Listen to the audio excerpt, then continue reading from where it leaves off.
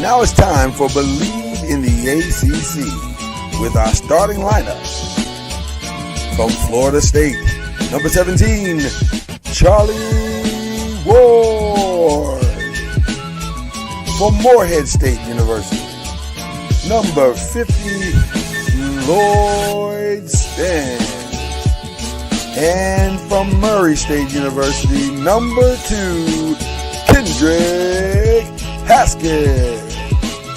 Get ready for the best sports show about the ACC in all the land.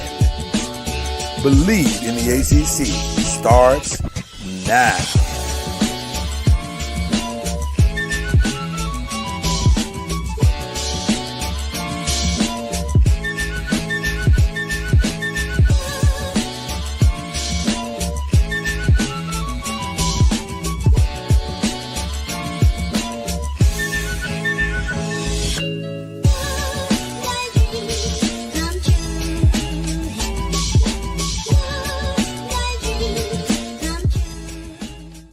Well, all right. Makes me want to do the Cliff Hustle. I like the Cliff Hustle. I am a fan. Well, we are off to a start, aren't we? Good morning. Good morning. Good morning, everybody. We are glad to be here with you. This is the great Kendrick Haskins. I'm Lloyd Spence. This is Believe in the ACC. We are... It's the great Lloyd Spence. Well, thank you, sir. Thank you, sir. This is our new normal right now because our brother is traveling and going places and building teams out here. He's out recruiting. He's recruiting and trying to bring the world together under a green and orange banner. Make it Rattler World. Make it Rattler World. He built it Rattler World. I don't know why I came off Chris Rock just did. I don't know what that was about. I don't know where that came from, but that's really it. And it was a collective. It was like a collective. Like we just both channeled our inner Chris Rock right there. I don't know what that was about. I've been watching a lot of Everybody Hates Chris. That's what it is. And so I just piggybacked on what you was doing. It felt right. So weirdly, I've been watching a lot of Spin City. Come on. I like it's actually, I didn't know you could find it.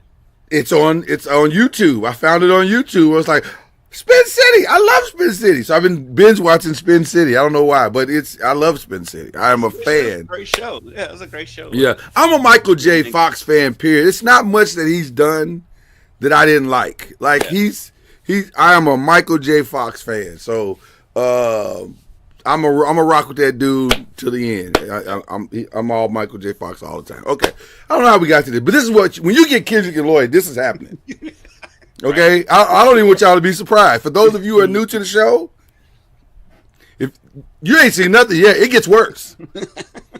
But you're gonna laugh. You're gonna have a good time. That's what we do here. We need Charlie to keep us under control. And since he's not here. It's like I was gonna say, it's like a substitute teacher being in the room. Good luck, teach. Okay. Listen, we got a great show for you. You got a lot to cover.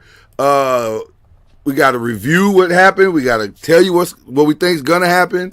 Let's get to it. Let's get right to it.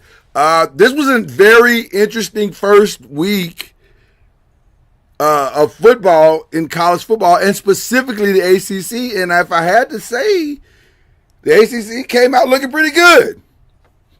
Yeah. ACC had a good week. The ACC, except for one team in the ACC. Except for one team, but I wasn't surprised. Others might be, but I was not.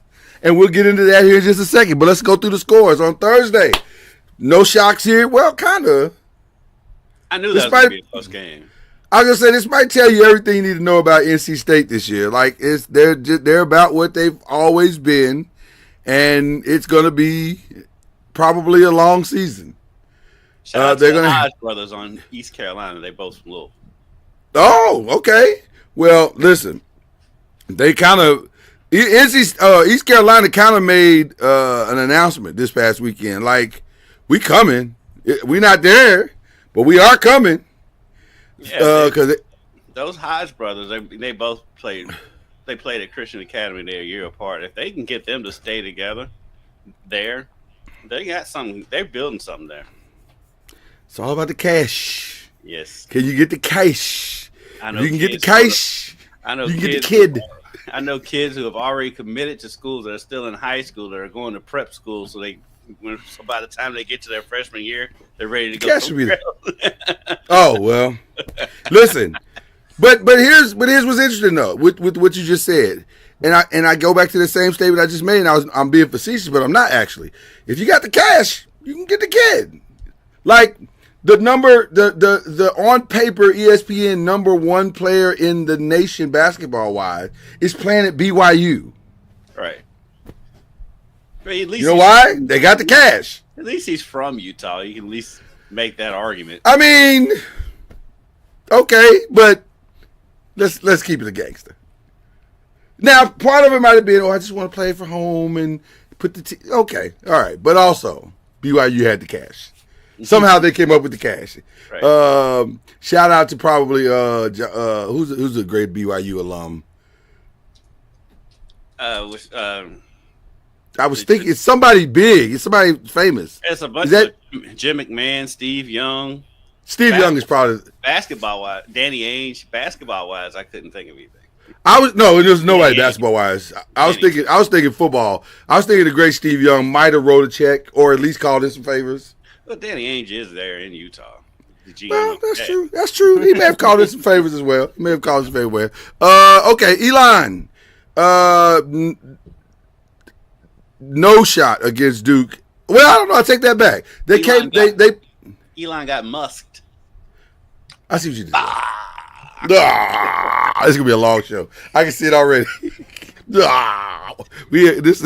If you're not prepared for this, that's your fault. Okay. Duke ran away with this one. Friday night is when it started getting interesting because Georgia Tech went into Folsom Stadium and said, "We are not TCU." TCU. You're not. Carolina said they're not TCU either. Right. A lot of teams they made a very clear statement, and also I'm trying to understand how Colorado has had. Now I'm gonna start Deion out a little bit because he hadn't been there because of health reasons. So maybe the overall arching message has not had time to sink in like it did last year. Because Colorado did not look as prepared for this game as they looked for the game last year. Also, two big pieces were not on the field. What were your first impressions of the quarterback for Colorado, the one they decided to go with to transfer, Caden Salter? What was your first impression of him? I'll be honest, I had the game on, but I was not kind of in and out on it because it was high school football Friday night. What I did see, I mean, it's when you're replacing somebody that meant as much to the offense as Shadur did, and you realize how much Shadur made happen with an offensive line that's still mediocre, maybe to average at best. Like he did a lot. So to replace that with a new quarterback who's transferring in, I think it was the right move to put the veteran quarterback in there for the first game. At least to start, yeah. Yeah, eventually the freshman's going to get in there, but I mean, I was impressed with Haynes King. Most of what I saw was Georgia Tech on offense, and I thought Haynes King looked pretty good. My actual takeaway was that Haynes was Haynes. I mean, he's been around in college football for like 19 years. Yeah, he's been there since Deion was at Florida State. Right, so he knows how to play the position. So, I mean, he's never going to be a great thrower of the football. His skill, his true skill is running the football. He's Taysom Hill, essentially. Yeah. And evidenced as the 19 carries for 156 yards. He is the running back, and so he's he did that quarterback. Yeah, he did Haynes King's thing. So I'm not even that surprised by the victory. Because if you're a Big 12 fan and a Colorado fan, I'd be concerned because you let a running quarterback do that to you. 156 yards is a lot of yards and 3 touchdowns. So Hey, Georgia Tech was picked 4th in the ACC. Well, we'll have to have a conversation about that too. When you say something that really threw me, didn't it? When you say a team that only that is really very one dimensional is the fourth best team in the ACC, either you're saying that kid is really dynamic or the defense in the ACC are really bad. And I don't know if that's true on either side. So we'll see. Yeah. Wake Forest is going to be bad this year. Yes, they are. They're going to be bad this year. And I know that because Kennesaw State almost beat them by scoring. In their second year of existence. In their second year of existence, Kennesaw State was like, we got a shot. And by the way, the most glaring stat from the game is that no one scored in the fourth quarter. No one. Can you imagine having to cover that game? My God in heaven. Okay. Oh, my goodness. You deserve hazard pay. My goodness. Okay. Let's get into the one that everybody was talking about starting on Saturday. LSU goes into Clemson, watches them run down the hill and says, we don't care. Yeah, because the score could have been worse than that because that Berrien Brown touchdown was a touchdown. It was a Listen, I love Charlie. I love him. And I was hoping he'd be here so he could defend himself about this. Because if you look at our group chat, he was like, no, man, no. That was a touchdown all day, every day, and twice on Saturday and Sunday. But nevertheless, didn't matter. LSU was able to win this game. Now, let's get into, we're going to add something to our show called What Happens? It's spicy. Yeah. When we get into these controversial wins or wins we didn't see coming, we go, what happened? So we're going to talk about what happened.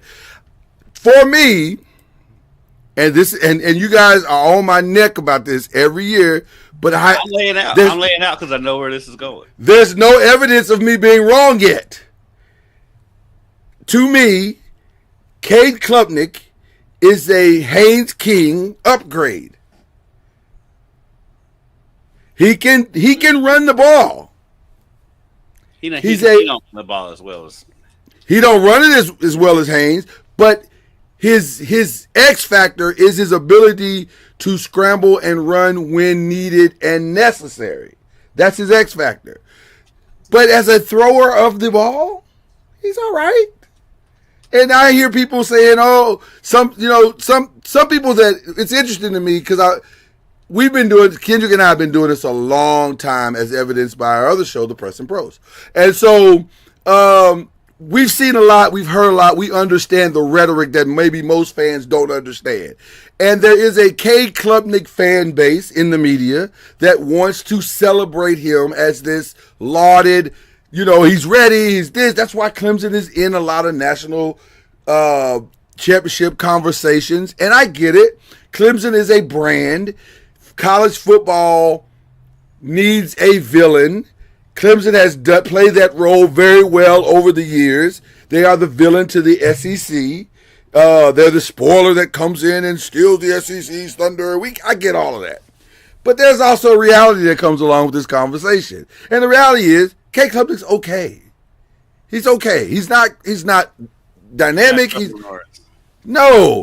okay. And he was just okay in this game. 19 to 38. I think he rushed for he didn't even rush well this time, which is maybe the reason why they lost the game. Yeah, he didn't run that much in the game. Yeah, he didn't run that much. But that may be more about what LSU's defense did than, what Clemson schemed, because there were not a lot of lanes in that game for him to take off. LSU's defense was very, very sound. And I know Garrett Nussmeier go get all the headlines, 232 yards, passing, threw for a touchdown. I get it. But the LSU defense is for real. And also, Nussmeier will not beat himself. That's the thing I take away from him. But that's why I thought LSU won that game. And they didn't blink. I thought they were going to blink, but they didn't blink this time. That was important as well. What were your thoughts? I agree with you, especially on the Nussmeier part. He came out there, he game managed, and that was what they needed in that situation. on the road in a crazy environment like Death Valley. With Klubnik, I'm with you for the most part on that one. You and I have gone back and forth over it over the years. I think part of it too is when a quarterback comes in because I think he was a 5-star coming in. He was. People are not going to back off at that point. Right. No matter what happens, they're gonna keep justifying why he was a 5-star coming in. 100%. 100%. And you're gonna see a lot of that with Arch too. And so but he's been fine. He's been okay. I also chalk it up to a lot of Clemson doesn't have the weapons around him like Clemson has had in the past too.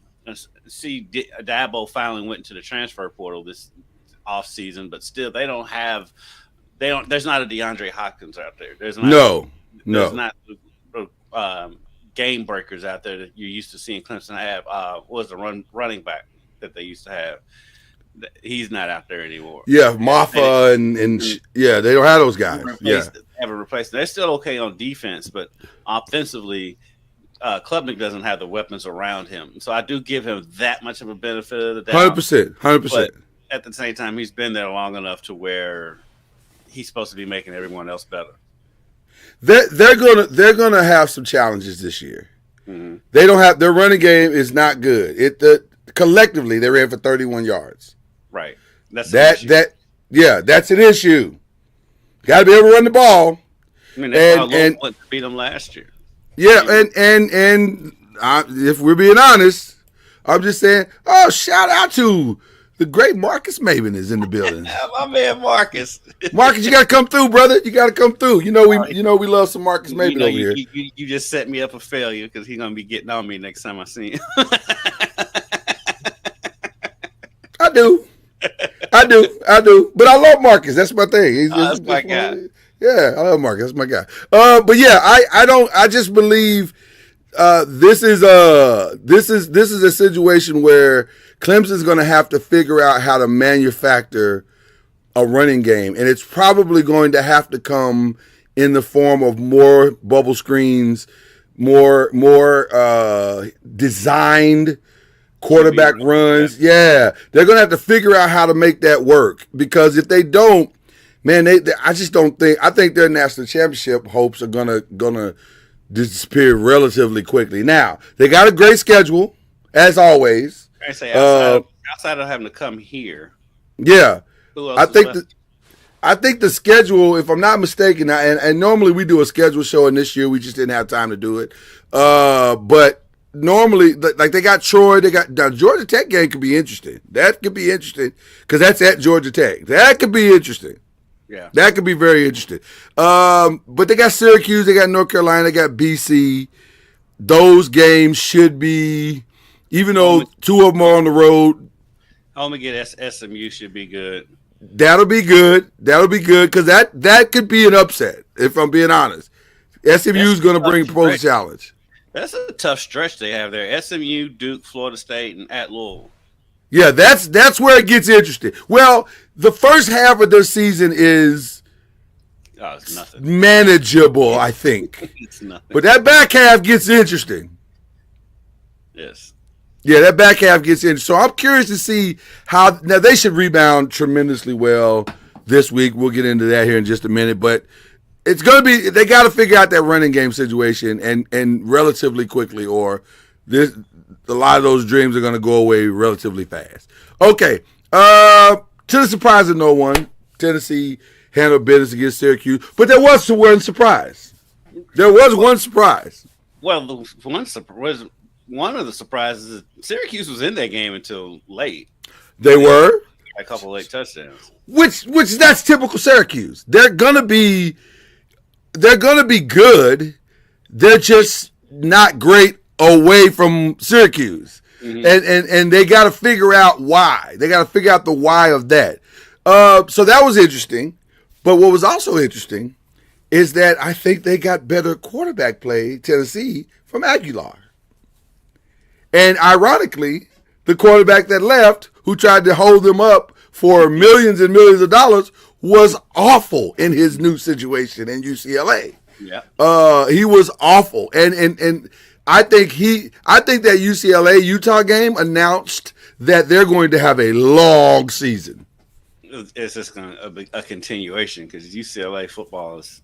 Oh my God, it's bad. There was no sense in the area to be bad at football. That's the thing I don't understand either, because just right down the street at USC, who is recruiting from the exact same base, they're doing fine.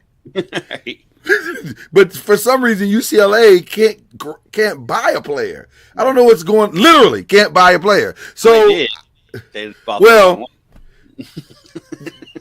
well, yeah, that's true, man. Jesus, man, yes, that's true. Okay, I went into a Quincy Jones / Bill Cosby there. That was weird. Okay, so yeah, that was interesting from that game. That was my takeaway from that game.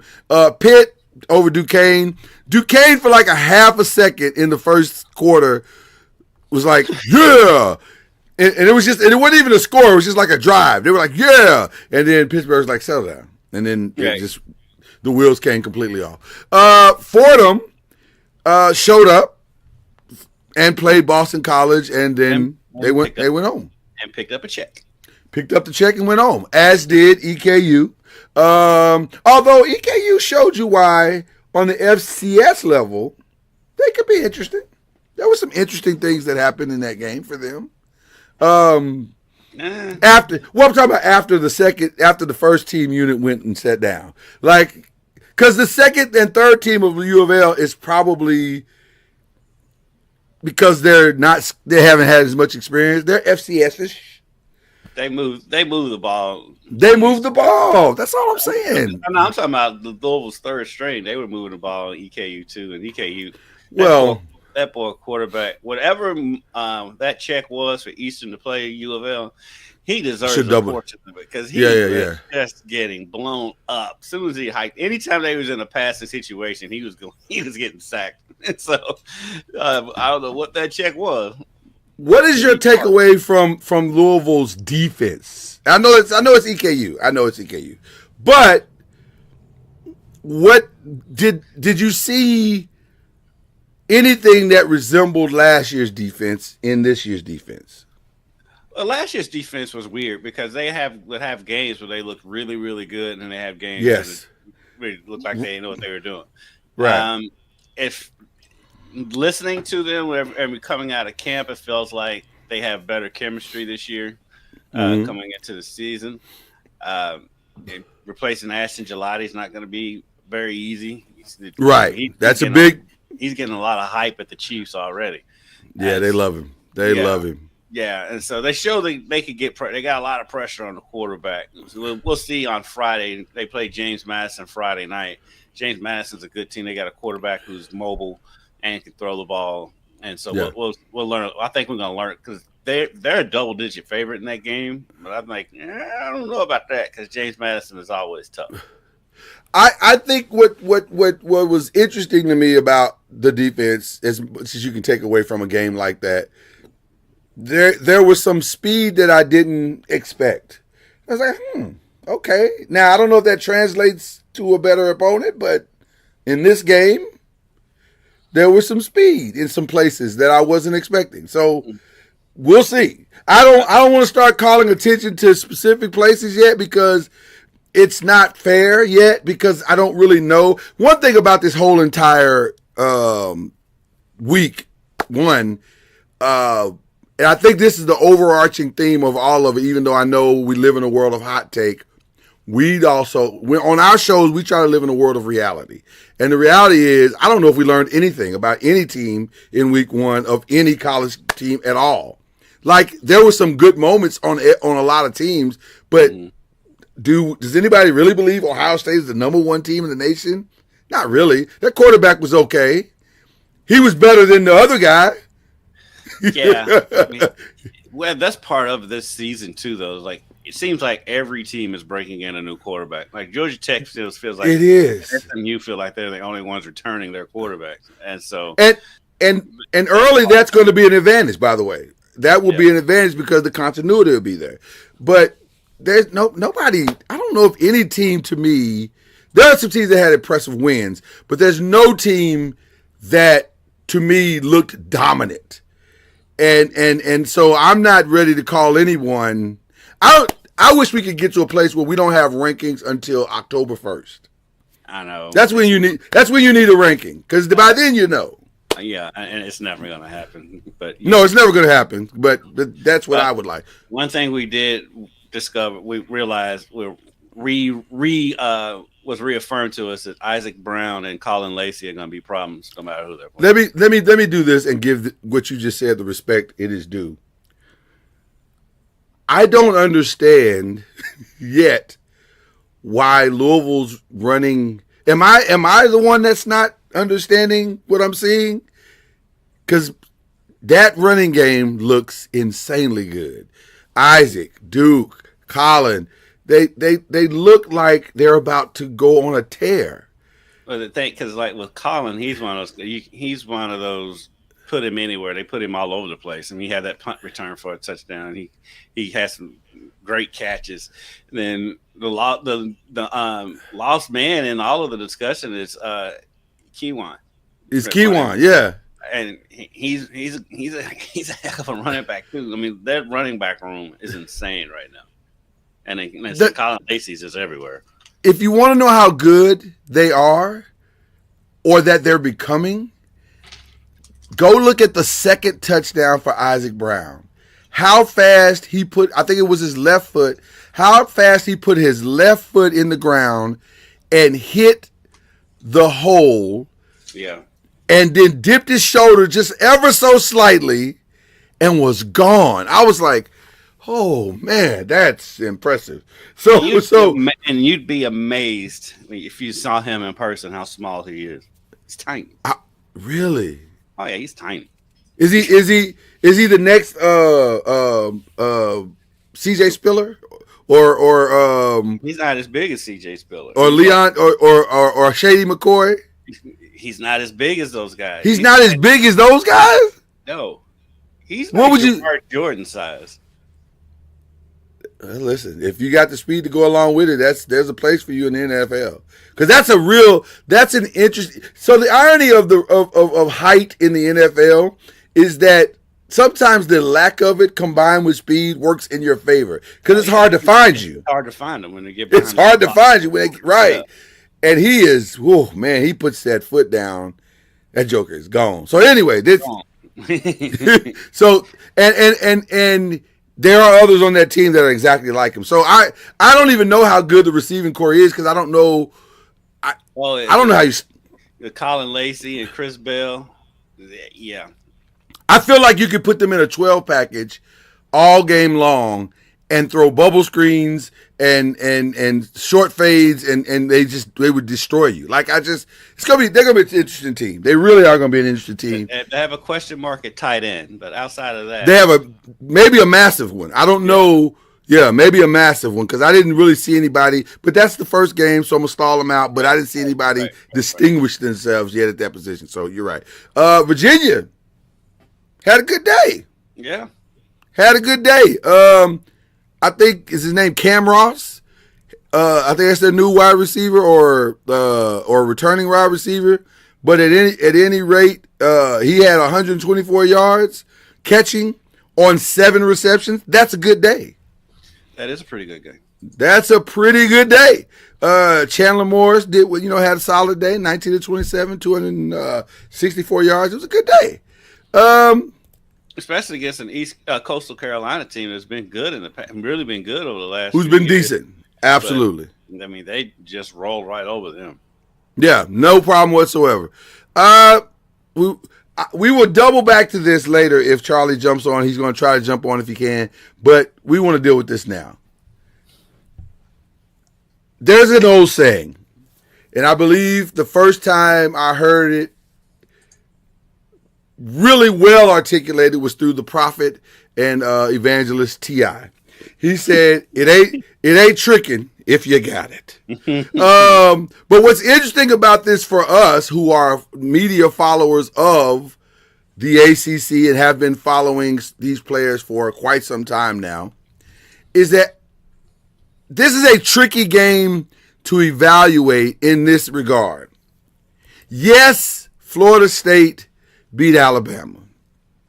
Yes, Thomas Castellanos, and it's Castellanos. If I hear one more person say it's Castellanos, my God. Do you not understand Spanish? It's Castellanos. The L's are silent. Okay, let's move on. It's very frustrating, Kendrick. I'm just telling you. That man called a shot. He did. And he called it early. Yeah. He called it early. Nick like Saban was mad. He said Nick Saban was like, well, we'll see. Yes, we will. Yeah. We saw. And we saw. I don't think they want Ty Simpson throwing 43 times in a game. That seems like a lot. That's not Alabama at any point in history. Well, that's the interesting part about that game. Nothing about what they did on the field was Alabama-esque. No. We saw it at the same time. Yeah. Nothing about that game was Alabama-esque. It was very, very confusing. And I think we all watched it going, is Florida State this good? Or is Alabama this bad? I'm going to be honest with you. I spent the entire game thinking to myself, what am I watching? What is this? Like, what? I was so confused about Alabama's everything. Like, I didn't get it. I did not get it at all, Kendrick. And here's what makes it even more realistic of why I didn't get it. The numbers say that this shouldn't have happened. Castellanos gave you a Castellanos game. These numbers don't look any different than when he was at Boston College. 9 of 14, 152 yards passing, 78 yards rushing. That's the game that he has, that he's always had.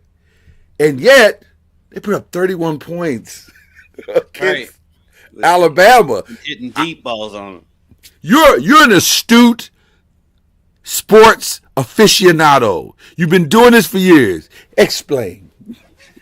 I think it's Kellen DeBoer is his style. I mean, when they hired Kellen DeBoer, I was like, yeah, he's a great coach, but his style of play did not match what Alabama has done. It felt like they went in a totally different direction from Nick Saban. I mean, don't get me wrong, he's successful and he's been a successful coach, and I think he's going to be successful in his next job because I don't know how much longer Alabama fans are going to tolerate what's been going on these couple of seasons. But the physicality that you're used to seeing from Alabama just hasn't been there since he's been there. And I don't know how you fix that when that's not really your style in the first place. At Washington, those teams are built more on speed than so much being physical. And the SEC and at Alabama, they're more about being physical. You said a mouthful just there, man. I listen. I want to believe that this is. I just don't. Alabama was awful. They were awful. There was nothing about that game and the way they played it that said we are a contender. Like they're not. Yeah, 8 is doesn't feel like they believe it. They don't. They played like they don't believe that. I don't know what's happening there, but first of all, let me say this, and I mean this in no disrespect, but yet this is just the reality. And I'm gonna look right in the camera when I say this. Uh-oh. You are never supposed to be the next guy after the guy. Yeah. That's your real mistake, Coach DeBoer. Never be the guy after the guy. That's just stupid. I wouldn't have done that at all. Unless you are a guy yourself. And with all due respect, I appreciate that you took Washington to I think it was a national championship. They played in a national championship. So I appreciate that. That's impressive in its own right because it's hard to get there. But taking someone to a national championship, ironically, Cam Newton said this, and I 1,000% agree with him. He said, that's great what you did at Washington, but this ain't Washington. Right. Exactly there are levels to this. And if you're not prepared to jump up significantly in level, you know what this reminds me of? This is Charlie Strong in Texas. Yeah. Yeah, I mean, it is a very similar scenario but the thing is, though, Charlie's style of play was similar to what they used to in Texas. It was. Or it's like a complete 180 for Alabama. But it's the other stuff that Charlie didn't understand, because he thought he was going to be able to go to Texas and actually coach. And you're not the head coach at Texas. You're the figurehead of the football team, which is what Sarkisian is finding out now. Which everybody's blaming him for that game plan. I'm like, I'm almost 100% sure he didn't put that game plan together for Arch Manning. I know Texas football. He probably had some input on the offensive scheming, but that man was in interviews and booster meetings and shaking hands and going to dinners with Matthew McConaughey. By the time he got to Saturday, it was like, oh, that's right, I got to be out here to coach. Like, a lot of, because I've seen a lot of people come down on Arch and all of that stuff, and I'm like, you do realize this dude's making his first start at the defending national champions, who's number 3 in the country. I mean, right? Take that too in an account, and they're going to be Ohio State is going to be good. I do think they're the number 1 team in the country right now, just because you do. I mean, from what we've seen, and that was the best matchup of the weekend, and so yeah, I mean, you have to give it to them because they're the ones who played somebody this weekend. So, well, as speaking of that, this weekend's slate of football games, they just need not play this week. It's we're a ways away from weekly competitive college football. Like, let's just be very clear. We got an appetizer in week 1, but. And a little bit of one this week, a little bit, but not much. Like, it's the rest of the games are slated. It's brutal. There's a reason Ole Miss at Kentucky is a 3:30 game. Exactly. Let me say this a little bit more about the FSU game. I don't know what to take from it, because FSU wasn't flawless. No, there was a lot of FSU stuff still in there. Yeah, but it was better. It was better. I hate to. I'm not trying to make FSU fans mad today. I'm just trying to call it like I saw it. Alabama was just really bad. Like, they were really, really. It was bad. There was no intensity. There was no sense of purpose or understanding the moment. They didn't give an extra effort, which is crazy to think about an Alabama team not giving effort. But there were plenty of times where guys were running and you'd see Alabama guys kind of just, easing up a little bit. And I'm like, it was very shocking. Mm-hmm. So I don't know what I saw. But I'm happy FSU won, especially for the ACC. I'm thrilled that they won because that shuts down a lot of conversations about how the mighty SEC and all that stuff. So that was cool. But I don't know what happened. It did shut it down, but it didn't, because at the same time. True. That's true. I mean, Florida State shot all the way up to number 14 just because they beat Alabama. which made no sense whatsoever. Like, you're like, what? And by the way, by the end of the year, that win may not look like anything. If that Alabama team shows up weekly, that win looks like nothing. And we don't know. I think they'll improve, and I still think they're going to be right there at the end of the season in the SEC. Alabama will be, but at the beginning of the season, when you're basing on what happened last season. What's their schedule? I'm just out of pure curiosity. Yeah, it's crazy. That part's crazy. They got some games coming, man. Wisconsin, Georgia on. Danny Anthony for Wisconsin. And then after that, they got Vandy, which isn't a lock anymore. Right. It's not a lock anymore. That's going to be a revenge game, though, in Alabama. So. Right now, based on what you saw this weekend, would you favor them in Missouri? At Missouri? Yes. But not in a blowout, like it'd be a slight, a tight game. Tennessee, they got Tennessee at home, so maybe because Tennessee doesn't travel well. Right, they don't travel well. Starts to fizzle. But I don't think they can beat. I don't think they can beat South Carolina. I don't know if they can beat LSU at home. I don't think they can beat. I'm almost confident they can't beat LSU even at home. Like and Oklahoma's overrated. So I'm very well. We're gonna get into that a little bit too later because I'm curious about them as well. Okay, but it's gonna be a long season for Alabama. I think. You said they may be there. I don't know. We'll see. East Texas A&M, which is fun to say because it sounds like made up. Yeah, I was gonna say it sounds like a school in a movie that they couldn't get licensing for a real school, so they just made like the program. Remember the movie The Program? That's what it sounds like. One of the teams for the program. Yes. But they were no match for the mighty SMU. So not a lot to take from that one. This one shocked me a little bit because I thought Oregon State would be better. I did too. They were not. Yeah, that one shocked. They were not. California showed up as they say in the church. They showed up and showed out. But California is kind of strange because they lost a bunch of close games last year. They did. I think they're a little bit better than people give them credit for. Well, I guess the thing that I was surprised about, their quarterback is in Indiana. And so I thought they've got to take a step back.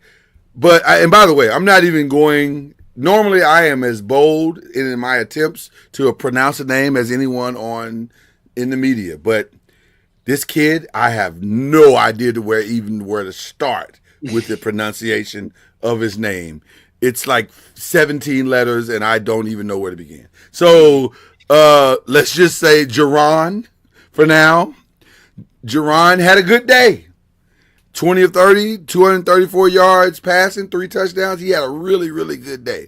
So Malik Murphy. Was he there last year? No, I don't think so. I'm trying to think, is that the same Malik Murphy that was at Liberty? Let's look. Wasn't there a Malik Murphy that was at Liberty University? Am I wrong about that? It wasn't him apparently. Okay, this kid, I've seen his name before. I don't believe he was. There are a few Malik Murphys. There's a lot of Malik Murphys out there now. Okay, all right. Well, he was at Cal last year. He was at Cal last year? Yeah. No, Oregon State. I mean, yeah. Oregon State last year. Okay, maybe that's where I know the name. I don't know, but the name threw me there for a second.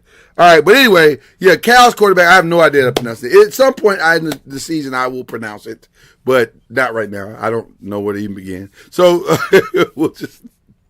Yeah. But yeah, that's funny. Yeah. Keep saying, I don't. I wanted to help you, but no, I got nothing. Okay, so that was Saturday. Sunday got interesting real fast. Mm-hmm.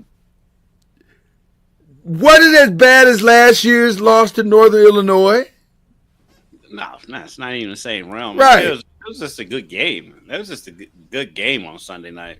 It was. It was a very good game, very entertaining, very competitive. The player I was most impressed by was Reuben Bain. Oh, okay. He is a problem. There's no earthly reason why he should have been in the vicinity to get that interception. And this big man flew off somebody's foot and went 20 feet in the air when he caught it. Yeah. That was a crazy play. Defensive lineman running over there and making that catch. And he was everywhere all night. He's been like that since he's been at Miami. That guy, if he's not a top 10 pick in the NFL draft, I don't know who is. Well, listen, he will be, and that will be his draft day video right there because That's a heck of a play. And just to even have the wherewithal to be in the area, that's a heads up play. What were your Carson Beck thoughts? Because I know a lot of people were shouting his name this weekend. What were your thoughts on Carson Beck? I thought he did okay. He was pretty good. He showed some flashes. I would like to see him Notre Dame pressure him more. I don't feel like they got enough pressure on him in the game, but he made the plays. I mean, the touchdown pass, the one-handed touchdown pass. I'm not going to give him credit for that because that was straight at the safety, and the receiver made an unbelievable catch with that one catch. But other than that, for a debut game with all things he's been through between the end of the year at Georgia when his arm got mangled, I'm surprised he's even able to play again, to be honest with you.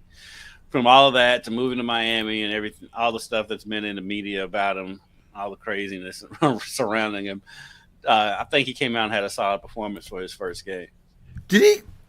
I don't know. I don't want to get too deep in his personal thing, but I feel like he's in a relationship with like one of the twins. They broke up, and they did break up. I knew something had happened in a relationship or something. So he's been through it. He's been through a lot. He got his Lamborghini stolen. I did hear about that. That's weird. That was weird as well. But it's Miami, dude. Lock your doors. So yeah, I agree with your assessment. I thought he was better than what I remember him being toward the end of the year last year at Georgia. We'll see, because I don't know what we're looking. I don't know what the defense at Notre Dame was not nearly as aggressive as I think it has been in the past, like you said. And so I don't know what to think about any of that, but we'll get to it. Listen, before we go on to the last couple of games, we got to give it up to Charlie Ward, who is live from, I guess, the airport. So good to see you, bro. Good to see you. Sorry about the technicals this morning. Got to give you a chance for your victory lap.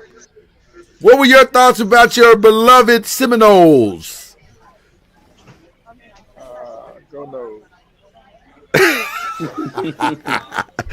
Noles. Let me guess, you want them flying under the radar again. Yes, we had a good week. We had a good week, and we're going to just leave it at that. They did play well. Home game, first game, but as we've seen this song and dance before, not just with the Seminoles, but it's about progressing each and every week. And a lot of times we're happy and excited about, this is every team, where you are or where you're not. We're all kind of looking to see how things are going to play out. So week 2 is normally a good indicator of where the team is heading or progressing, because if you didn't have a good first week, you have a chance to come back the second week and prove that it was a fluke. And as we've seen, in the years leading up to this, where teams who have been in the top 10, a la Florida State last year, can fall out from one loss, one close loss, and then it starts to snowball because either there wasn't a favorable schedule in the sense of games like we currently have now, where we play East Texas State and Kent State, back to back. But last year, we played Georgia Tech, and then we had some other tougher games. Tougher meaning, Power 4 opponents that we had to play right afterwards. And so there was really no break in the schedule where you could find a win here or there, get your feet back underneath you, get your personnel right. Of course, that was last year's issue. With more personnel and leadership. But we'll see. We had a good week, against Alabama, and it's just been funny to see how people have just crucified Alabama after their loss Mhm. and the whole deal. And I'm just interested to see how they bounce back because it could go either way for them. Very similar to how we did it last year. Yeah. Yeah. Which I don't know if that's going to be favorable for Coach DeBoer if they do what the Seminoles did No, last year. he has no shot to survive that. But I do want to ask you this, Charlie. Were you surprised at the Alabama team that you saw? Because I do believe Florida State played a better game. Let's keep that clear. But I was also very surprised at the Alabama team that showed up. Man, in these first games, you never know. That's what That's I'm true. going to try to.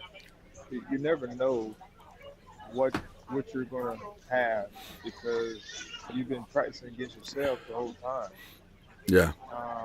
and you don't know how they're going to show up. And plus, playing on the road, tough environment. Most of these first games, when they're two tough opponents, let's say, you normally playing in a neutral site.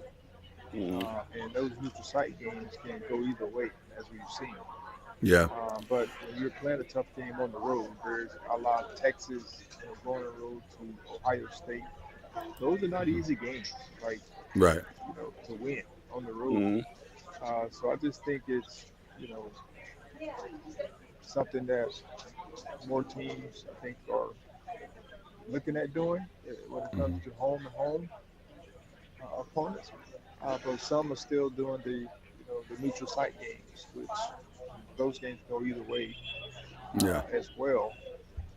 But I say surprise. They had a new quarterback.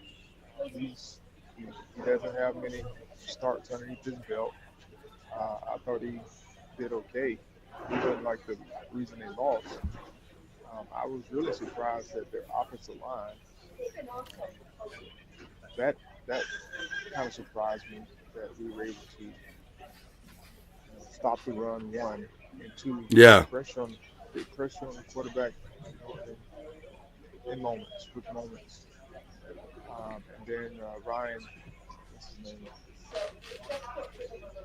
the wide receiver, Oh, number 2. Yeah, he was quiet most of the game. yeah, they didn't. It was like I said, it was a strange game. Like, yeah, Ryan Williams, he had 5 catches, but it was like 30 yards. Like, it wasn't. Right. Yeah, And I think one of them was like an 11-yard catch or something. Like, it was a weird game. I just.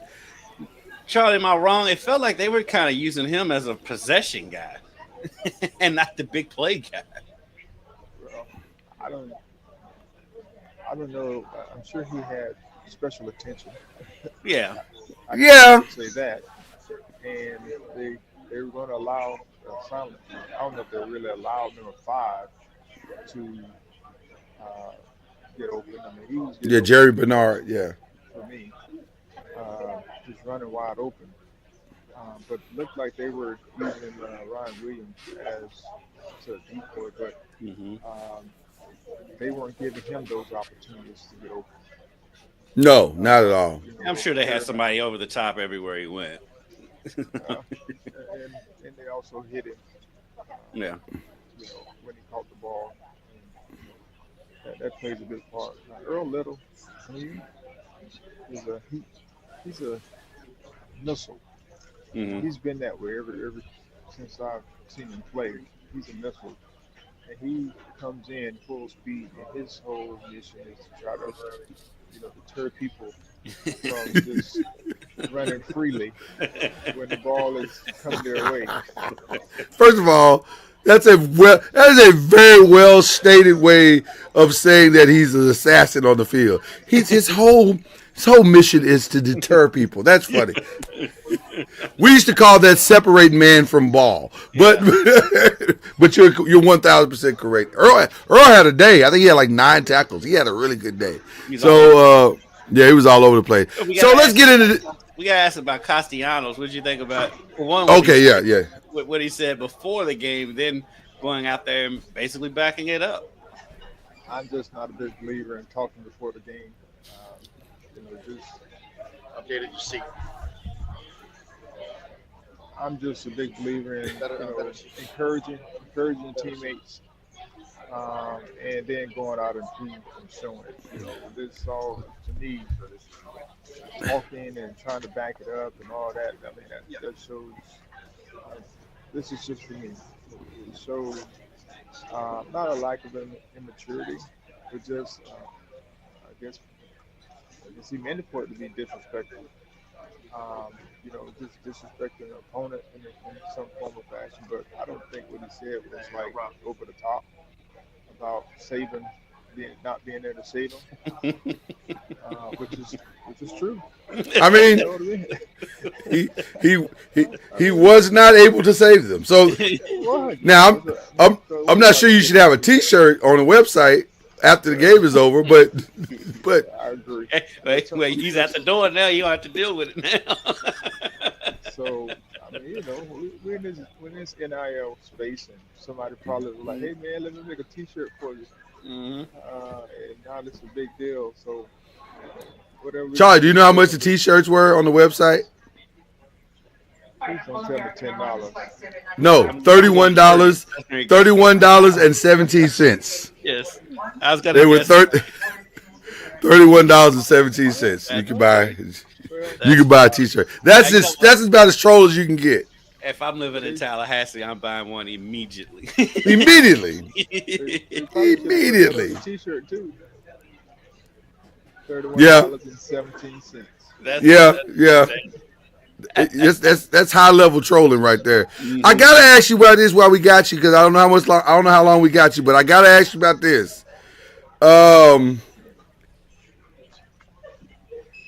I didn't have high expectations for Bill Belichick. I'm a realist, and I understand this ain't the pros. These kids gonna need some time, and 70 transfers is a lot to turn over into a roster of competitive football. I don't know if I was expecting them to have 41 points scored on them in a row. That kind of surprised me a little bit. What were your thoughts about the debut of Bill Belichick in college football? Yeah, so I was rooting for the Horned Frogs. That's where the money went. Yeah.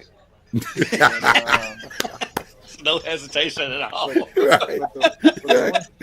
But the one thing that stood out after the game was when they said that they felt disrespected. Yeah.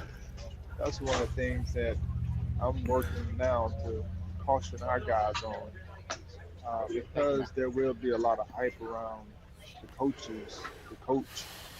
per se, because of name recognition, history, whatever it may be. Mm-hmm. Right.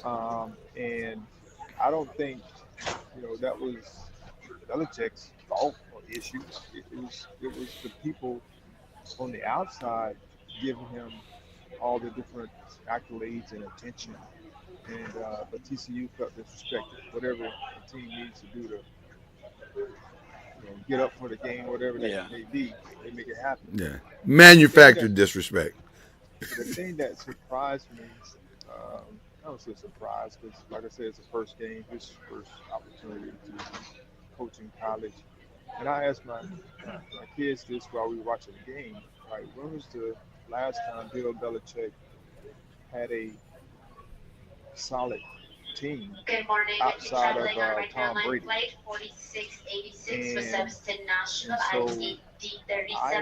And so I am still waiting to see him do really well consistently without Tom Brady. Mm-hmm. Yes. The last time he made the playoffs was like a few years ago.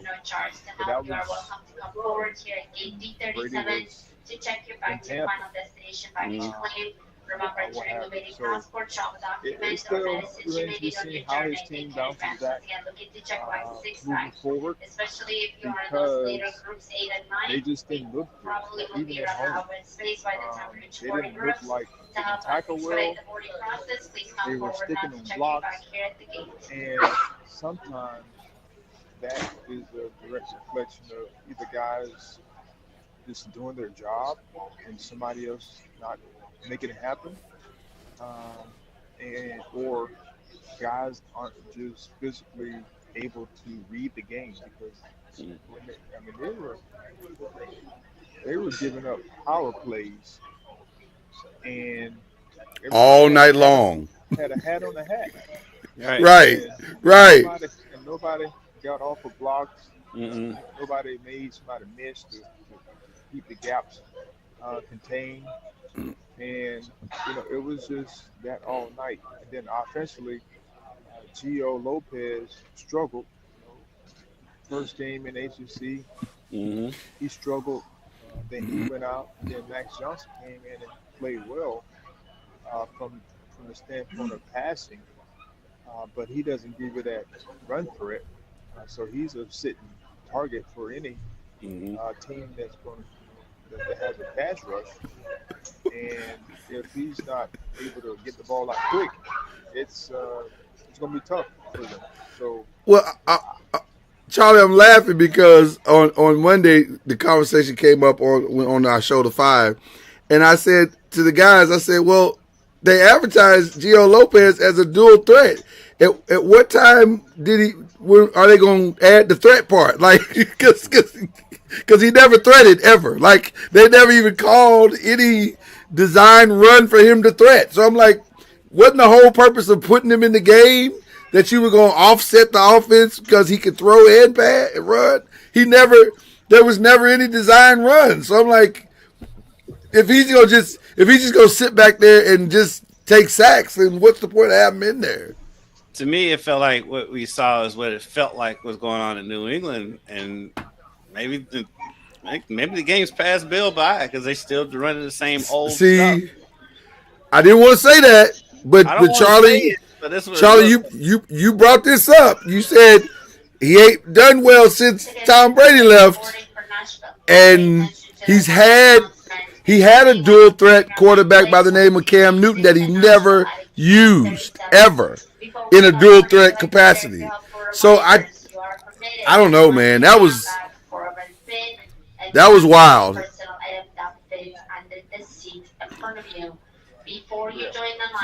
Charlie, are you being called to your?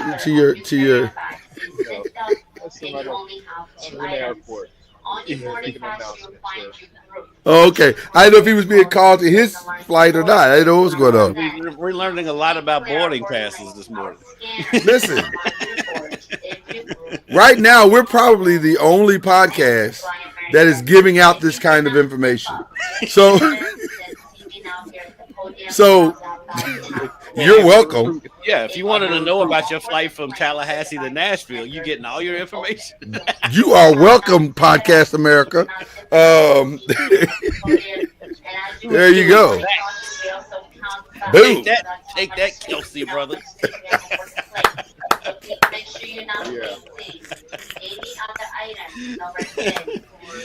You got Taylor Swift. We got a flight attendant. Impressed?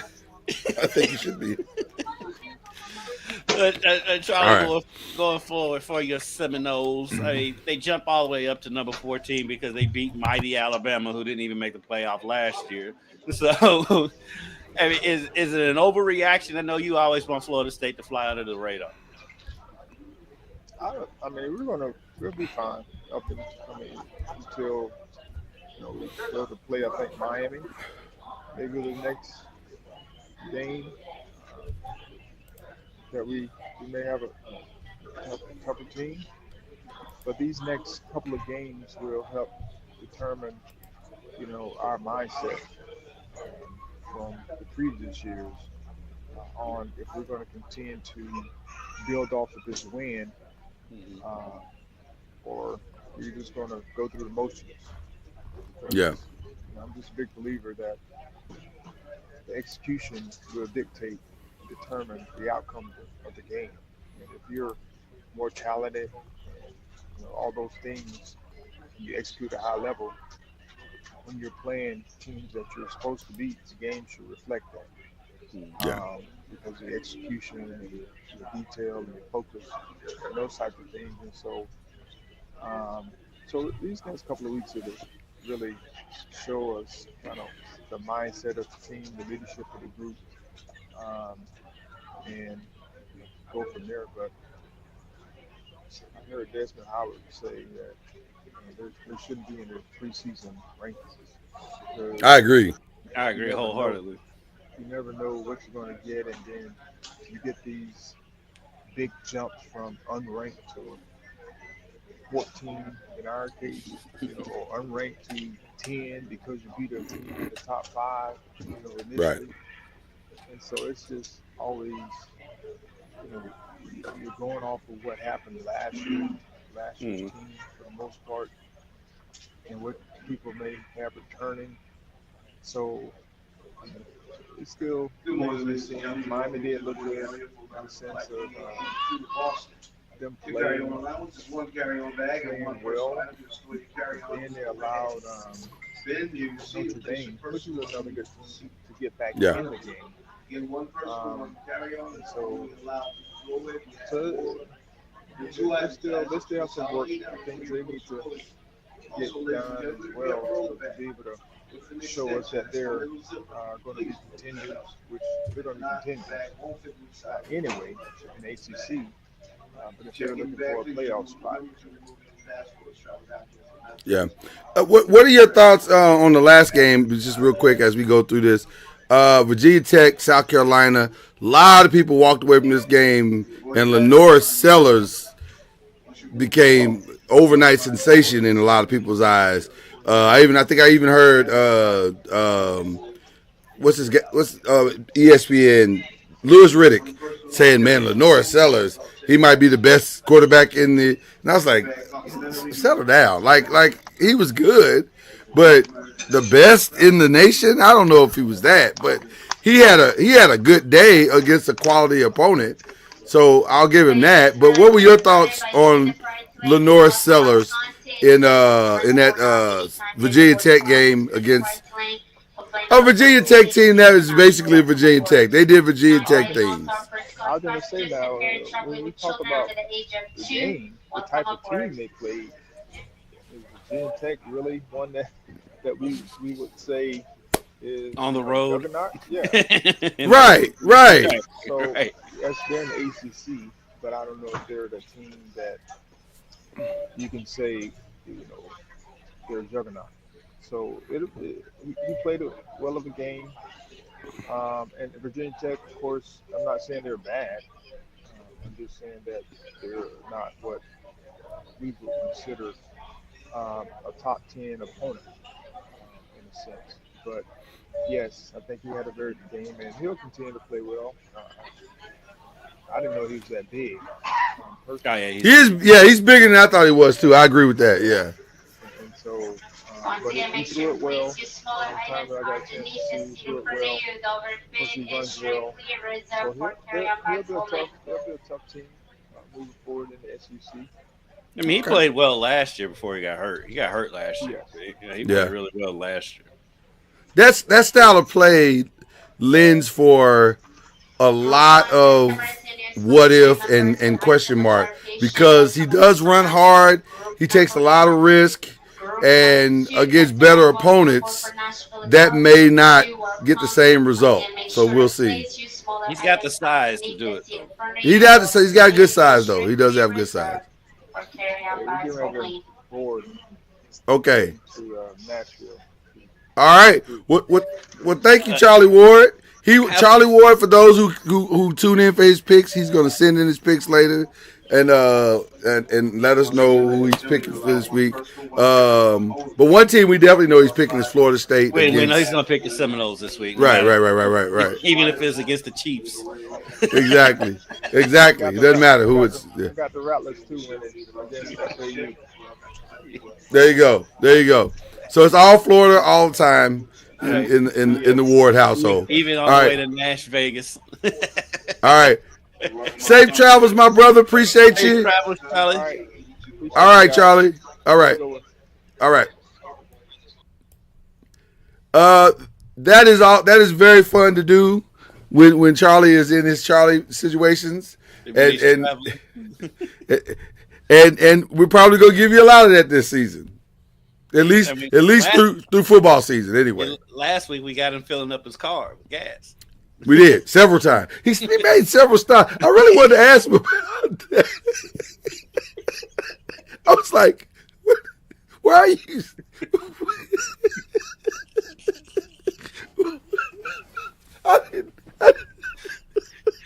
It was like every 2 seconds he was stopping and getting out of the car. I didn't understand that at all, but I couldn't stop and ask him and say, "Hey, man, are you okay?" I didn't get that. I was like, "Charlie, what are you doing, man?" Okay. Blink if you're in trouble, Charlie. We couldn't call 911. We're friends and brothers as well. So that was a very strange moment. But anyway, no other podcast is giving you that. So you're welcome. So there you go. The current record. Charlie and Kendrick with 13-3. I went 12-4. I think I gambled on the which one did I gamble on? I think it was the Notre Dame one I gambled on. Was it? Yeah. No. It was one game Charlie gambled on the Florida State. Because when I know and it worked out. Right. It worked out. Because I know me and you both picked Alabama in that game. Yeah. 100%. And I got the LSU, which is what kept me close. Because I think I was the only one that picked that one. Probably. But I gambled on something and came up short. So, but I'm only one game off, so it's fine. It'll work. It's going to work itself out. So, all right, week 2. We're going to give you our picks right now, and this will be a flight-free picking.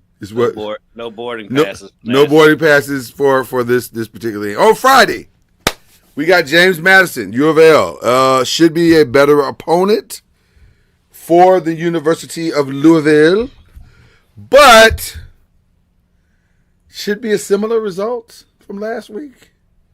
I don't think it will be. I think they're a 15-point favorite. Last week they were like a 30-something point favorite. They covered.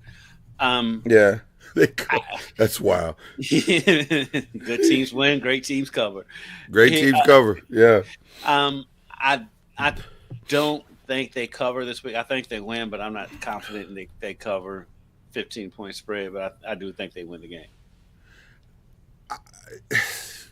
I think it's going to be hard for anybody, regardless of how good your team is, to completely shut down Louisville's running game. And that's the difference in every game that Louisville's going to play. So will they cover? I think they will. I think they'll cover. Will they blow them out? Maybe not, but we'll see. Again, I don't know because I don't know how good that defense is or not. Huh? Said 15.5 is a blowout. 15.5 is deemed a blowout, so we'll see. We'll see how it goes. But we're both picking Louisville on that. Illinois and Duke. Illinois had a good first week, but I don't know what that means because I don't think they had a quality opponent. Duke had a good first week, but I don't know what that means because they didn't have a quality opponent. I don't know what to think. I can go by the ranking. Is the fact that this is one of the better games of the weekend lets you know what we have this weekend. It is. It's Illinois going to Duke too, by the way. They're going to Duke. So, No, I think I'm gonna go out on the limb and pick the upset. Picking the upset. Going with Duke. Yeah. Boy, the Big Ten would be in a lot of trouble if that happened.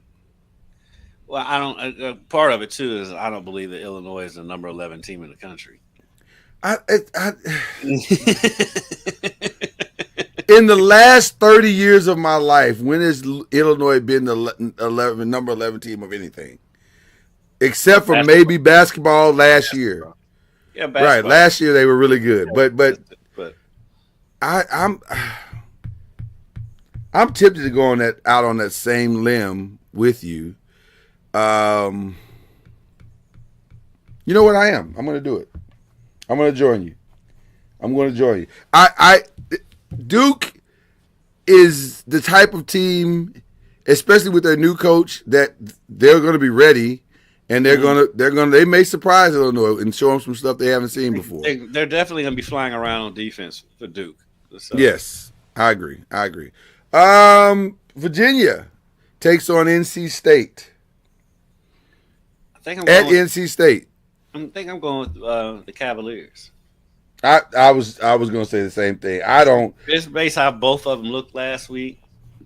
I don't know what to think about NC State, and I'm not prepared to.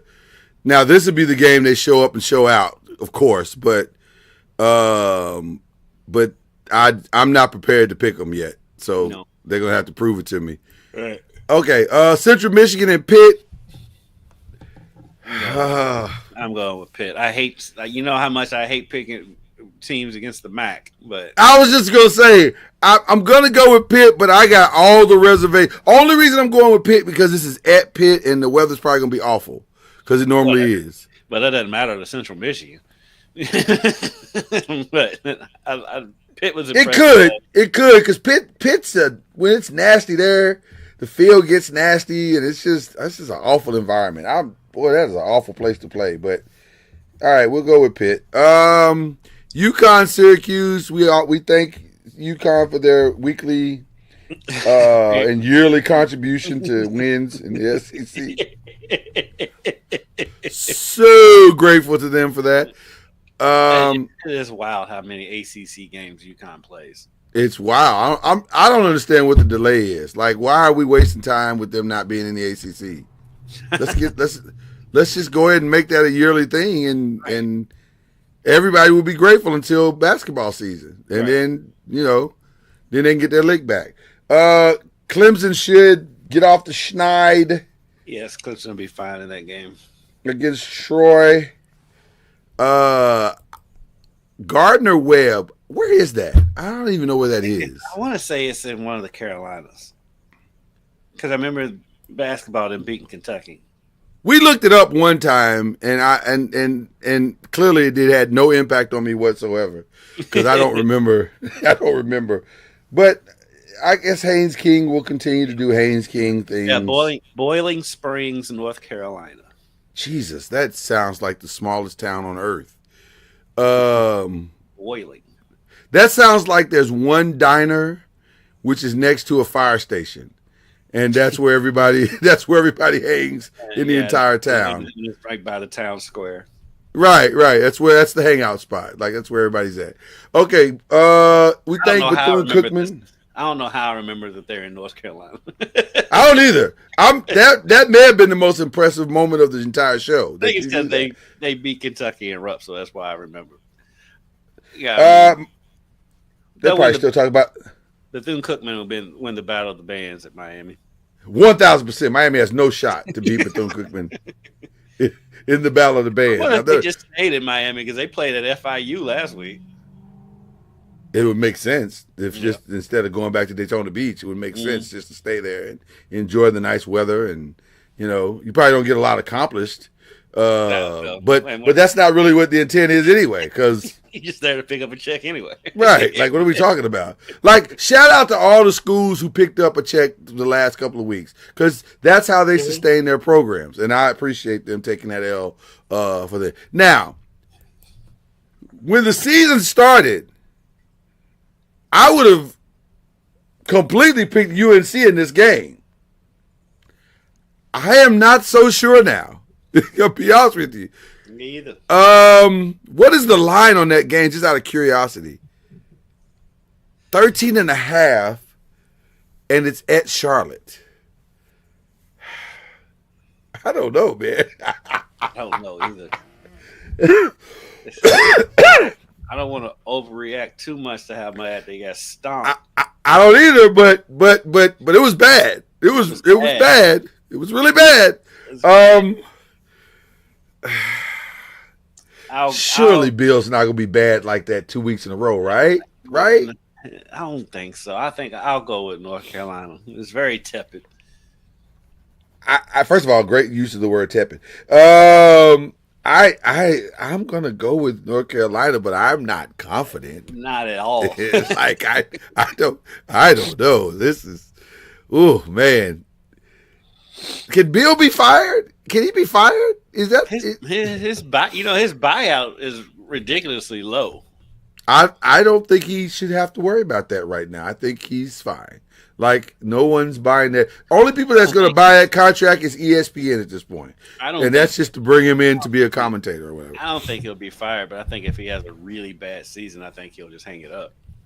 And maybe rightfully so. Like, it might be time. Yeah, it might be time. Vanderbilt and Virginia Tech. What time is this game? What time? 6:30 in the evening. Or 7:30 your time. And by the way, Virginia Tech, a 1.5 point favorite, meaning they're basically even. Right. Actually means Vanderbilt's better. I'll go with Vanderbilt because I was thinking that their quarterback is back too. The crazy quarterback this year. This is not your granddaddy's Vanderbilt, is what we're trying to tell you right now. It's not your older brother's Vanderbilt. It's not your older brother's Vanderbilt, right? Vanderbilt's gotten better. They have gotten better. Let's see. Boston College at Michigan State. I'm assuming Michigan State is better. I assume. That is my assumption. I don't know if that's really true because Boston College had a really great first week. I think they hung 66 up on the team. Is that what it was? There's some ridiculous number like that. Yeah, it was something ridiculous, but I mean, I'm gonna lean Michigan State. Yeah. What did Michigan State do last week? They won. I don't know who they played, but they won. Yeah. Michigan State is weird. They're just weird. They barely won. Well, I go say they barely won. They beat them 23-6, but it was Western Michigan, and I don't know that Western Michigan is the juggernaut. So it's the MAC. It's the MAC. Call them the MAC because they got it like that. I'm gonna say that Michigan State was held to 2 points in the second half.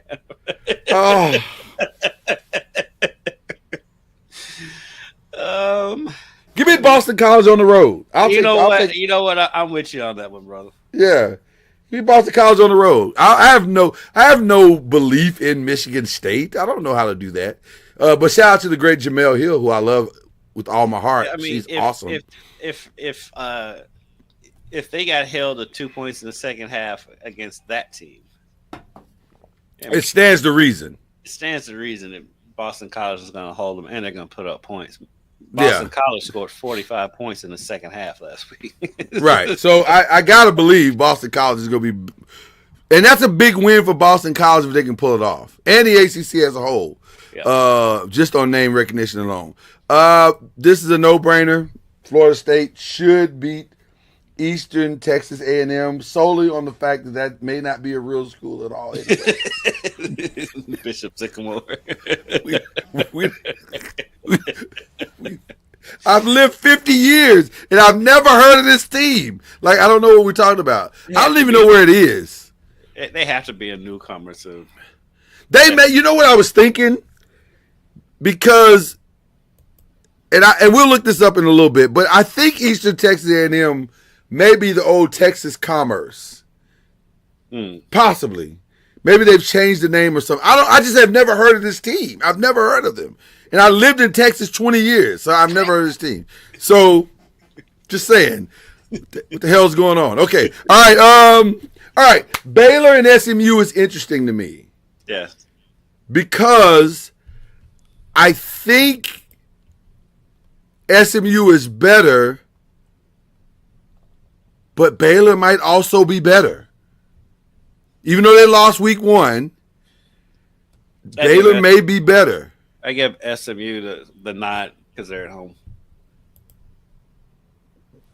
I will give them the nod as well, but I'm going to tell you, they won't have that much of a home field advantage because in Dallas, there are a lot of Baylor fans. Yeah. So, and it's not that far. Like, we're talking an hour at best. So, it's going to be an interesting game. I'm curious to see. That atmosphere is going to be fantastic. Should be a good atmosphere as well. West Carolina feels a lot like where Shaq played in the movie Blue Chips. So, so I'm going to go with Wake. Although Wake Forest appears not to be good. I don't have faith in Wake Forest. They appear not to be good. So I don't know. If it was East Carolina, I'd definitely go East Carolina. I would go East Carolina in a heartbeat. I don't know anything about West Carolina. I'll go with Wake Forest. I know they lost week 1. That's all I know. God, I'm going to go Wake Forest with great trepidation, because Wake Forest put up 10 points last game, right? Was that Wake Forest? Yes. They put up 10 points. They won 10-9 against second year in the FC. Oh man, we're going to lose this game, Kendrick. We're going to lose this game. We're going to lose this game. How many? Just out of pure curiosity, how many points did Western Carolina put up in a loss? They put up 45 against Garden Webb. They lost to Garden Webb 52-45. Give me Western Carolina. I'm going Western Carolina. You know what? I'm gonna follow you. Are you switching up?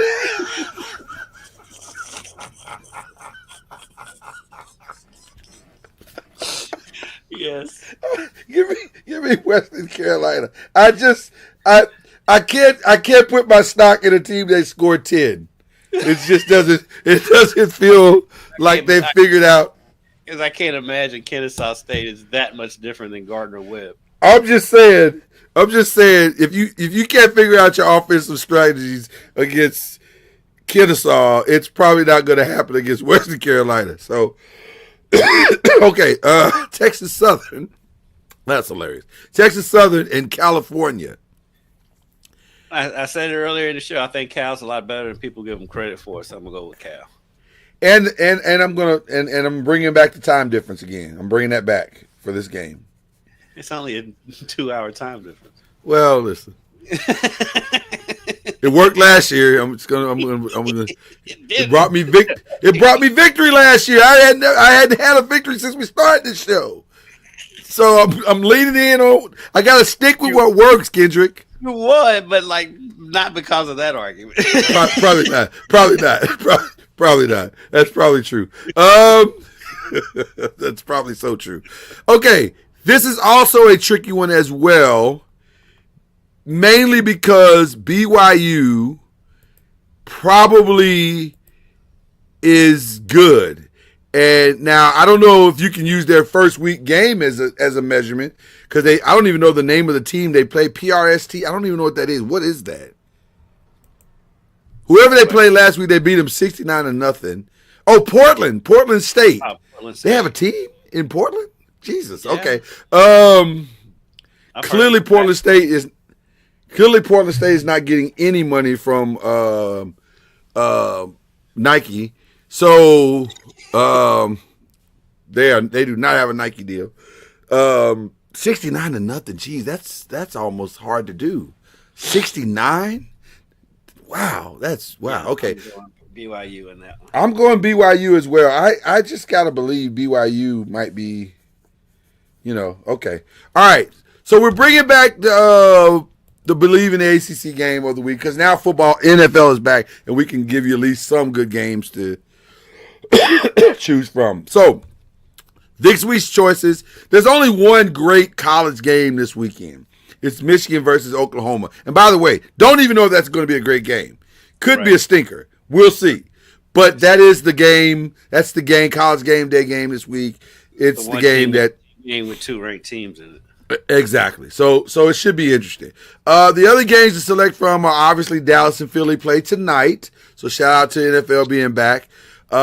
Chiefs, Chargers in Brazil, which I have a lot of fear of that game for some reason. I don't know why. I think it's the field that's throwing me off. The field, and then the Chargers, I don't know what they did to Roger Goodell to have to play this game in Brazil, and their next game is on the road too. They've clearly angered someone, because they don't get to go home for 2-3 weeks, so that's wild. Brutal. That's brutal. Yeah, that's wild. Then we got Giants Commanders, which should be an interesting game to see where the Giants are and where the Commanders are. See where they measure those. I like where your Giants are defensively. I definitely like that. I'm curious to see the whole experiment that's going on with the Giants this year. This year is a very experimental year for them. And then we close out the BLEAV in the ACC game of the week with, of course, Ravens-Bill, which is the game everybody wants to see this weekend. Yeah. Okay, what game are you picking, Kendrick, as your BLEAV in the ACC game this week? I think I got to give the people what they want and me pick the Cowboys-Eagles game. That's what they want. That's what they want. That's what they want. Do you believe in your boys? Do you believe in your boys? Not really. This is about loyalty versus reality. It really, only reason why I give them a shot is because it's the first game of the season. I don't care what level of football it is. The first game of the season, kooky stuff happens. It does. Then mix in that all the hoopla that's going to go on in Philly with them raising their banner and all that stuff. And we've seen teams get beat on banner raising day. Remember that year the Bulls just destroyed the Miami Heat? Destroyed them. Beat them by like 30. Yeah, that was an ugly game. I remember that, yeah. I know people are going to say I'm just being a homer. I'm really not. I just think the circumstances set up for Dallas to pull off an upset. And plus, Dallas is one of those teams, they'll win this game and then we'll turn around and lose to Wake Forest the next week. Yes, 100%. 100%. 100%. I'm going to go out on a limb and pick the Cowboys in this game. Okay. And again, to BLEAV in the ACC game, for those who are not familiar with it, it doesn't cost you anything. It's just an extra game. If you win it, you get an extra point, make up for a loss somewhere else. That's all it is for you. So that's a safe pick.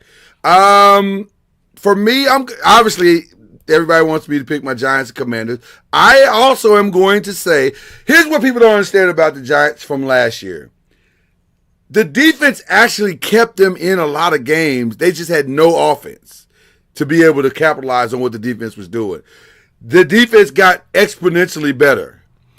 So I think if ever there was a time to catch the Commanders slipping, it's like you said, that first game. Mm-hmm.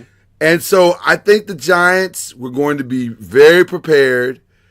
I think they're going to do just enough. I think it's going to be a low-scoring game. I think they're going to try to win it 17-14, something like that. But I'm also going to go. I still think that's how the Giants have to win games this year. 100%. I think if the Giants are trying to go out there and put up 30 points a game, they're going to lose every single game. They got to play it smart all season long. So give me the Giants in that one as well. Just out of pure curiosity, who you got? Michigan, Oklahoma. I do a show. Go ahead. I'm going Michigan because Oklahoma was terrible last year. I got two Oklahoma guys on the 5 with me now, and they were talking cash crazy. And on that show, I picked Oklahoma just because they made a more convincing argument than the guy that was on there talking Michigan. Shout out to little bro Chad. But if I'm being honest, Michigan's probably going to win. Michigan's probably going to win. Yeah, Michigan's probably going to win. Ever since Venables has been there, Oklahoma's been bad. Which is crazy because the defense should be way better. But the Oklahoma got it's not, and then the offense is as bad as you thought it would be under a defensive coordinator. Right. It's going to be interesting to see what they do this week, and I think their whole season will be revealed in this game. Because if they can't beat Michigan, who is a primarily running team, and you know what they're going to do. There's no surprise with Michigan. They're going to run. It's going to be Haynes running the ball and Underwood running the ball and maybe a few throws along the way. Mm-hmm. If you can't stop that, it's pretty much over. Like the SEC season is pretty much over at that point. But we'll see. We'll see. And then Chiefs Chargers, I don't know. Why am I betting against Patrick Mahomes? Like, right. How does that make sense? Right. Like, we did our Super Bowl picks, and I think I picked Ravens, Eagles, and even I said to myself, I'm doing that because I think on paper the Ravens should get back there. They have everything they need. Ravens have the best team in the league on paper. And having said all of that, it'll probably be Eagles Chiefs because why are we betting against Patrick Mahomes? I don't know. I don't have faith that the Eagles will get back. Really? No. Who's your pick? I don't have one. I just don't have faith that they'll get back 2 years in a row. Okay. I think honestly that is as fair as anything I've heard because I don't know. The Eagles on paper, I guess they're the same or better. I don't know. We'll see. But I mean, on paper they are better than everybody in the NFC. I think the Packers are their biggest competition now, for sure. Yeah, for sure. Well, if he plays, because I mean, the man has to have an epidural before every game. Yeah, but they pay that man $120 million guaranteed. He's playing. The further as upset as I was when this trade first went down, the further out we get from it, I'm like, man, Jerry made us pull something over on them. We ain't heard nothing about that back injury until right before he got traded. And let me say it's bad. Well, let me say this. If it is bad, then the Packers are idiots, and that will bear out. Because that Jerry dodged the bullet. Jerry would love in a morbid, dark universe, parallel multiverse, Marvel style. He would love for that to be true. We'll see. But on paper, the Packers look like the most logical. The only other team that I think is equally as competitive to this moment is probably the Chargers. I mean, not the Chargers. I'm sorry, the Rams. But the Rams are interesting because of Stafford's injury. That's what I was going to say. Yeah. But do you believe in that back? That back hasn't played all preseason. That back has taken no contact whatsoever since last season. And that back is 37. Right. But that back also has Devontae Adams to throw the ball to. That back has a great receiving core and a solid running game and an amazing defense that is emerging. Yeah. So the Rams should have won that game in Philly last year. They should have won that game in Philly last year. So they're an interesting team. What do you think about the Lions? Do you think they regress? Don't they have to a little bit, at least in the beginning of the season? Yeah, when you lose both coordinators. And, I mean, top shelf coordinators. Yeah. So I think a little bit, maybe, a little bit. I'm curious to see what they do week one. By the way, what is the week one game that you are the most interested in? Is it Ravens-Bills? Because I know everybody wants to see that. That's Sunday night. It's going to be amazing. Of course. And yeah. Especially because Jair came back to town last week. Shout out to Jair. Shout out to Jair Alexander, Louisville legend. And he was every bit of Jair. My second most. Was he talking cash crazy? Was he talking cash crazy about his Ravens? No, he's just crazy in general. Oh, real quick, you asked that is also true. Other game I'm excited about that. Detroit at Green Bay.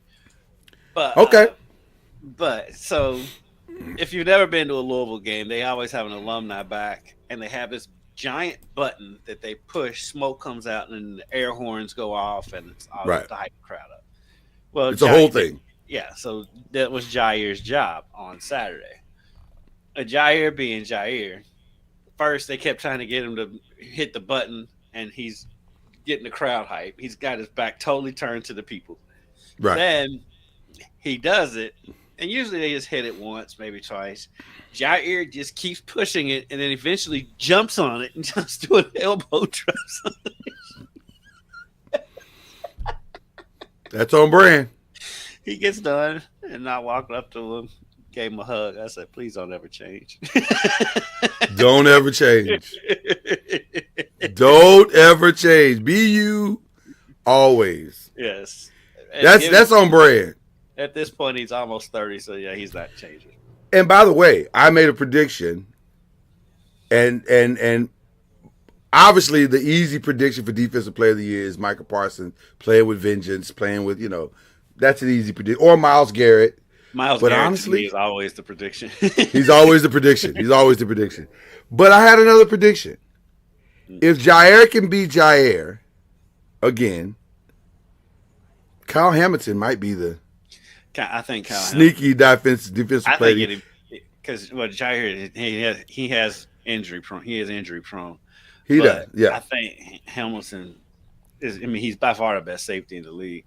He can make even if Jair is hampered with injuries. I think Hamilton's going to be right there at the end for defensive player of the year. In that Ravens team scope, to me, the most interesting thing about what they're bringing this year, how good is that secondary going to be? Because on paper, it looks as close to shutdown as you can get. Yeah. And if that's true, and by the way, if they go out and blow the Bills out, or they shut down that passing game, which, by the way, is not out of the realm of possibility. There's no receiver on the Bills that you're terrified of. Right. So if they can slow that offense down,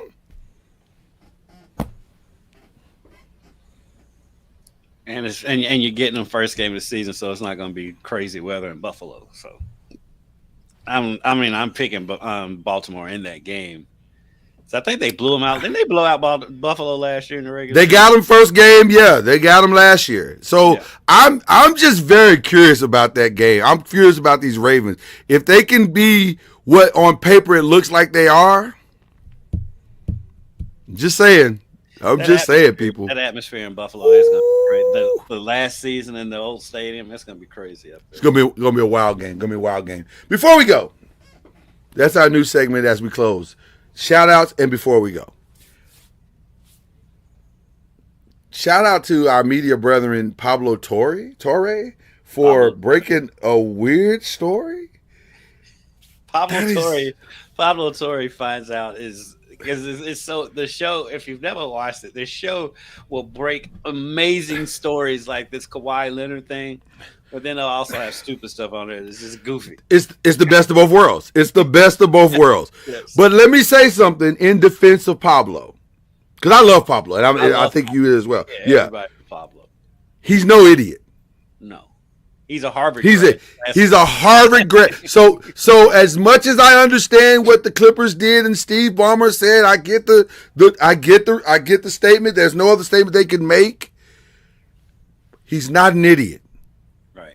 So he got it from somewhere. Mm-hmm. Now, I don't know about the source because we've all had sources and some of them are solid and some of them turn out to be. It's hard for me to believe Pablo and /ESPN did not do due diligence in this story. Oh, it's legal stuff that comes into that. Do you understand what I'm saying? It's very difficult. It's like this stuff it goes through so many legal ramifications before they release this stuff. It's been totally vetted. So the reason why I bring that up is because I need people to understand our side of the business. There's stuff we hear all the time about everything and everybody. I rarely will break a story because, one, I'm just not in position like I used to be able to run a story down like I want to. So I don't talk about a lot of stuff I hear. But I know I'm just saying, there's going to be an investigation. The truth is going to come out. Pay attention to Uncle Dennis. Yes. And we'll leave it at that. Yeah. Uncle Dennis is the shady character. He's the World Wide West of NBA basketball. I'm just saying. By the way, did you see World Wide West at the Miami Notre Dame game? I did not. What, was he on the sideline? Randomly in a picture. Listen. I would love to do a World Wide West movie. Because if people understood the character that he is, Oh my God! And on top of it, as mysterious as he is, he's just nice as a nicer person you would meet. One of the nicest. I don't even know what to call him. Executives or. Well, technically, he is an executive now for the Knicks, but right. Technically, now he is an actual executive. Before that, I'm not sure what he did, but he controlled all of basketball. Because he doesn't. Right. Right. But he controlled all of basketball. Let me just be very clear. But when I met him, he was phenomenal. He lived up to everything that I hoped he would be, and he surpassed it. And I have one of the greatest World Wide West stories that I won't tell on air, but it's one of the greatest stories ever. It's phenomenal. I've had Grand Marnier with World Wide West at Memphis. Right. So we know firsthand what we speak of. He's amazing. I love World Wide West. Okay. So, but anyway, yeah, I just wanted to bring that up because I know the Clipper organization said that the story was they used the word absurd. And I am saying to you, our viewers, we know Pablo Torre. He's not built that way. No. He's an old school Harvard graduate journalist. He got it. He's super intelligent. He probably he probably took a year. Probably longer than that. Maybe longer than that. To vet this story. I guarantee it. He got it. And y'all, Clippers organization may not. You know what I thought? I was having a conversation with somebody yesterday about this. I think the smart thing for the Clippers to do is there's a couple of things. Number one, leave Los Angeles. It's not working. If ever there was a situation that's not working, it's not working. You're never going to be relevant in that town ever. I don't care how good that state. And that, by the way, the new place is phenomenal. The Intuit is maybe the best we've ever seen in the history of basketball arenas. Yep. And yet, you're never going to be what you want. It's in that town. It's just not going to happen. Or here's the other suggestion: change the name and get the stink of all that Clipper is off of you once and for all. My point is you got to cleanse that organization of all that it has ever been for it to become something. They need to swim in the waters of Lake Minnetonka. Maybe go swim in the waters of Lake Minnetonka. Even though it's where the Lakers came from, so I don't know if that'll work either. Well, actually, it did work for the Lakers. But you still have the same Lakers stench on you. You're gonna have the Lakers stench on you. They got it because every time you think about the Clippers, it's always them doing something Clippery. Always. My whole life, they've done Clippery things. I've never seen, and even when they're close to success, they're not really close. Nope. It's just, I don't know. To me, insanity is doing the same thing over and over and expecting a different result. And the analogy I gave my friend that called me yesterday was, they've put lipstick on this pig. They've put makeup on it. They've given it a dress. The only thing to do now is to slaughter it and make bacon. That's the only thing left to do. Stop trying to make this pig look good. Just kill it and start over. Do something different. Because everybody loves bacon. You know how I feel about bacon. Everybody loves bacon. Nobody loves pigs at all. And I say that wearing an Arkansas hat. So there you go. Literally have a pig on your hat. Literally have a Razorback on my hat right now. So, okay, all right. I just wanted to get that out. But I love Pablo, and I not that he needed our defense, but I just know, I know the guy. I'm familiar with the man and his work. Yeah. He got it. He got the story. Yeah. And I'm sorry. I'd say one of the biggest mistakes ESPN made was canceling his show with Bomani. Oh, yeah, because it almost was too smart for the audience, and I guess I get it, but it was an incredibly intelligent and funny show. Had they given them time, they would have become the new Tony Kornheiser, yes. Michael Wilbon.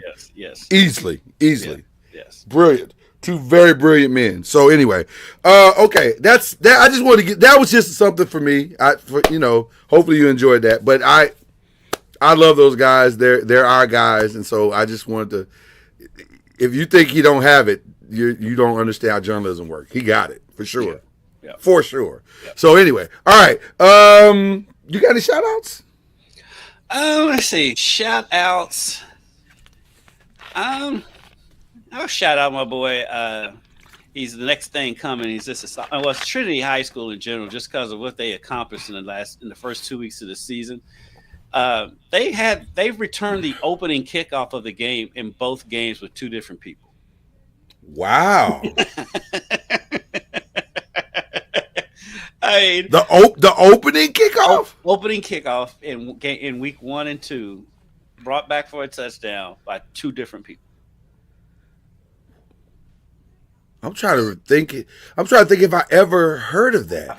I've never heard of that. I've never heard of that on any level, like on any level of football. I've never. Right. It's like this is a national show, so I try to avoid from bringing up high school stuff here. But that's cool.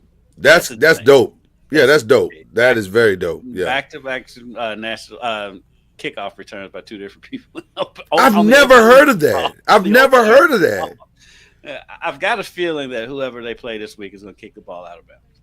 100%. There will not be a third. I can promise. Matter of fact, they may not get another one this season. Actually, you know what? They might, because they're playing a team arrogant enough to do it. They're playing at Cincinnati Mola.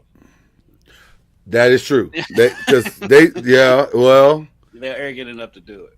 Keep me posted on that. I really like to know that. Speaking of kickoffs, just not to interrupt your shout outs, but just speaking of kickoffs, shout out to Devin Hester Jr. Did you hear about this? Ran one back. And where is he at? I forget where he's at, but he ran one back, and I was like, well, that's on brand. Like, and we're old. I would imagine, God, yes, because Devin Hester Jr. is now a thing. Like, he's playing football or college football, but that's him. Listen, that's on brand. Yeah, that is on brand. He just picked up the family business. Was like, Dad, I'll do it now. Literally the family business. Who is the most successful junior of all time? Is it Vladimir Guerrero Jr.? Ken Griffey. Ken Griffey Jr. Sammy Davis Jr.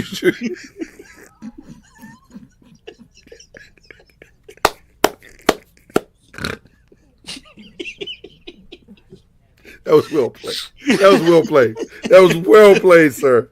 Oh my God, that was well played. I was thinking Ken Norton Jr. I think it's got to be Griffin. Griff's a Hall of Famer. Athletically, it's got to be Griffin.